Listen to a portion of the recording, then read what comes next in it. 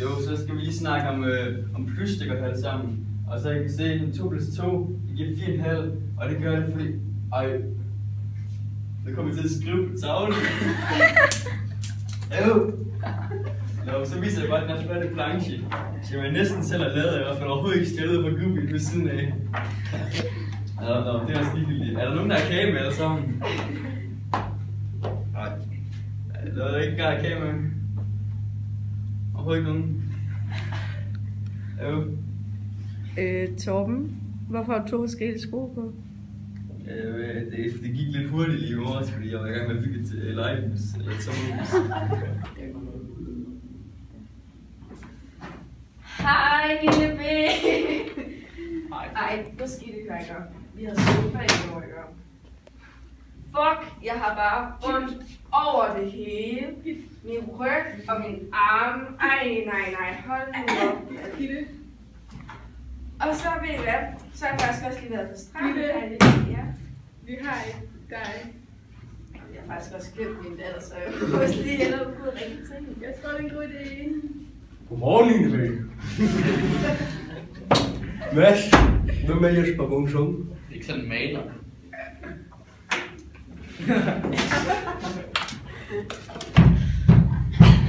Nej! Kæber med Jesper Bungsum.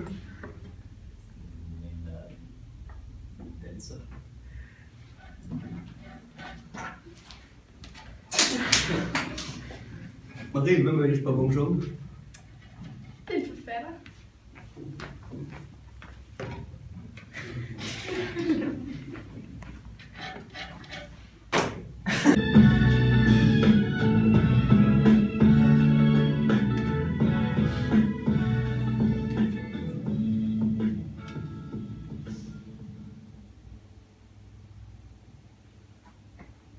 Det var så i Danmark, jeg er født. Har alle forstået opgaven?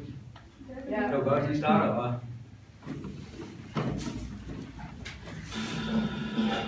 Hvad fanden? Det er godt. Hvordan lukker jeg det? Hej, Danmark!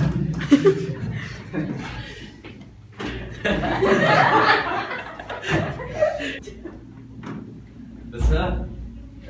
Det skal I lige slå op på jeres matematikbog. Så 62, så skal vi snakke om brygger.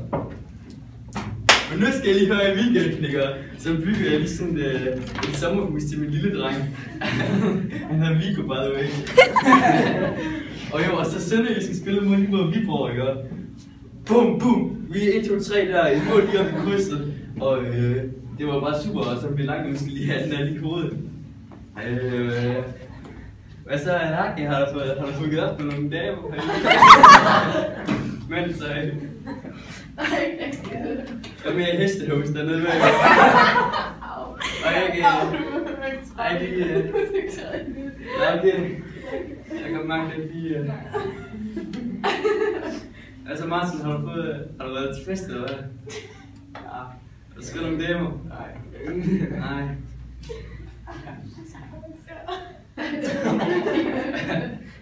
Yes. Nu? Action! Nu! Action! IT-ekspert. Det er en anderledes uge. Ja, go. Action! Du er en omvandrende ordbog. Take now! FGM! Mette, hen over de sidste 3 år, vi har haft dig, har vi lagt mærke til nogle ting, nogle grimme ting, du har gjort. Ikke mod os, men mod dig selv. Selvskade er en alvorlig ting. Så stop med selvskade i dag, ellers kan du miste mange hjerneceller.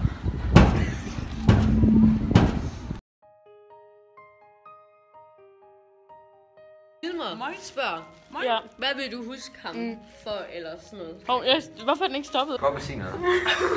Okay. Jo. Man kan ikke. Okay. Vi er jo mørke. Hej Torben. Det her er en video, det er dedikeret til dig. Hvad er det første, du tænker på, når jeg siger Torben? Okay. Ishockey. Hestegus. Tænker på fodbold, eller sønderjyske. Altså. Slanger. Prøv lige at sige stille for helvede. Altså. Hvilke gode minder har I om Torben? Der var den gang, hvor han havde 2 forskellige sko på, og så vi andre vi byttede også sko for, at han ikke skulle se anderledes ud. Skal jeg bare sige det? Er det startet?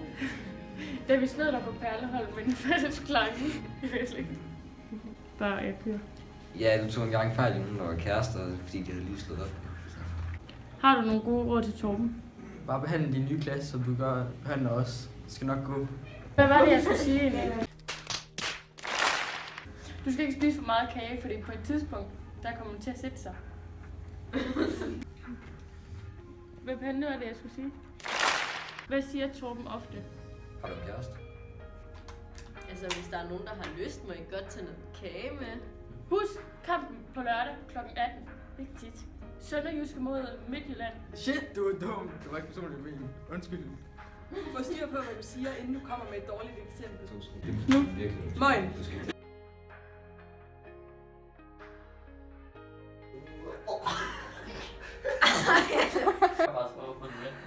Nej. Hvad vil du sige, Maja? Jeg lige tænke på det, jeg skulle sige det. Når jeg tænker på Gitte, så tænker jeg på, at hun altid er et rigtig glad humør, og hun har altid de sjoveste jokes, fordi at, når hun fortæller dem, så griner hun af dem, inden vi overhovedet når at opfatte det, og så griner hun bare af hende, fordi hun har et sjovt grin, og så bare grin i hele klassen. Og hendes glade humør, hun er altid glad og smiler, når hun kommer ind i klassen, og det er bare rigtig glad. Nej, det var der er Gitte som det er. Ja, hun er altid glad, og man bliver altid glad af.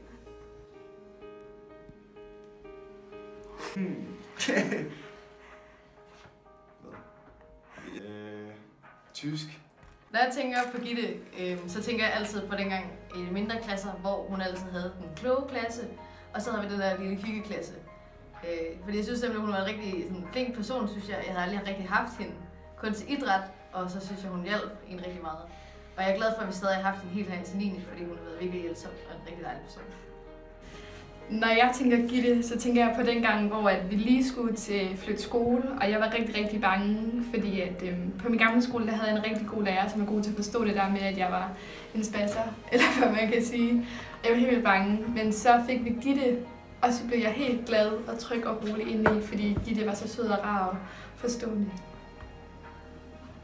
Hvis jeg skulle give et godt råd til Gitte, så var det, at hun skal holde sit gode humør.